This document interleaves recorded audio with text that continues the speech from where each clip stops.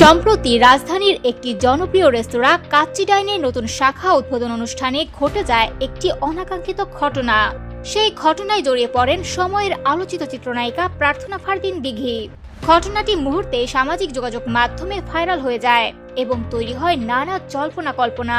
Viral হওয়া একটি ভিডিওতে দেখা যায় রেস্তোরাঁয় বসে খাবার খাচ্ছিলেন দিঘি। ঠিক সেই সময় একজন ওয়েটার 3টি জুসের গ্লাস নিয়ে তার দিকে এগিয়ে আসেন, কিন্তু হঠাৎ ভারসাম্য হারিয়ে একটি গ্লাস দিঘির গায়ে পড়ে যায়। আকস্মিক এই ঘটনায় দিঘি কিছুটা বিচলিত হলেও খুব দ্রুত নিজেকে সামলে নেন। অন্যদিকে সংশ্লিষ্ট ওয়েটারকে ভীষণ আতঙ্কিত ও দুঃখ প্রকাশ করতে দেখা যায়। সঙ্গে সঙ্গে রেস্তোরাঁর কর্মীরা এগিয়ে এসে দিঘির পোশাক ও হাত পরিষ্কার করে দেন। কিন্তু এখানেই থেমে থাকেনি আলোচনা। ভিডিওটি ছড়িয়ে পড়তেই নেটিজেনদের একটি বড় অংশ দাবি করতে শুরু করেন এই ঘটনার দায়ে ওই ওয়েটারকে নাকি তাৎক্ষণিকভাবে চাকরি থেকে ছাঁটাই করা হয়েছে। অনেকের মতে একজন আমন্ত্রিত তারকার সঙ্গে এমন ঘটনা হওয়ায় রেস্তোরাঁ কর্তৃপক্ষ কঠোর সিদ্ধান্ত নিয়েছে।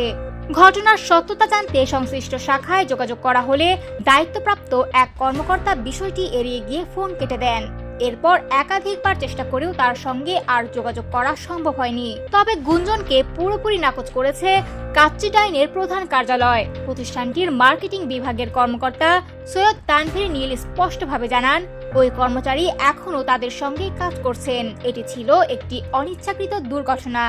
এর জন্য কারো চাকরি যায়নি, শুধু অভ্যন্তরীণভাবে কিছু জবাবদিহি হয়েছে, এর বেশি কিছু নয়।